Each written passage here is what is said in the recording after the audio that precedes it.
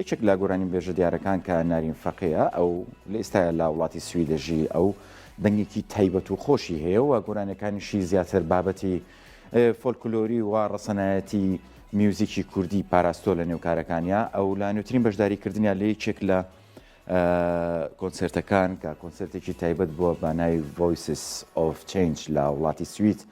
ئەم کۆنسرتە تایبەتە بەو خانمانەی کە دەنگێکی کاریگەریان هەیە لە ناو نەتەوەکانی خۆیانەوە زۆرێک لە نەتەوەکانی جیان و ئاونیکا لە سویدەژین بەشداریەکان لەم کۆنسرتەیە بۆی بتوانن بڵین بەرهەمەکانی خۆیان پێشکەشکەن. نارین فەقێ توانوێتی بە 4 گۆرانی خۆی بەشداری بکاتووە هەر 4 گۆرانێکی لێ بڵێت و دەنگانە و کاردانەوەکی باشی هەبووە لە سەرۆبینەرەی کە بەشدار بوون لە نێو کۆنسرتەکە.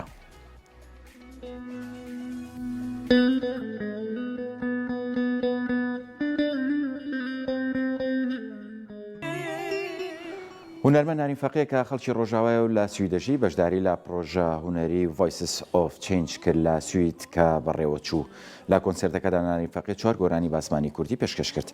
لەم بارەوە هونەرمەندە ڕاگەاندووە کۆنسرتی Voices of Change لەلایەن حکوومەتی سویدەوە بۆ ئەو هونەرمەندانە سازەکرێت کە هونەرەکان کاریگەر و لەنەوەتەوە جیاجیەکان و ڕوان کردوتە ئەو وڵاتەوە هەر لەوێژەژین. نارین فەقێ ساڵی 1970 لە دێرکی ڕۆژئاوای کوردستان لەدایک بۆ ساڵی 1990 لەگەڵ خێزانەکەی ڕویان لە هەندەران کردو و لە سوید نیشتەجێ بوون.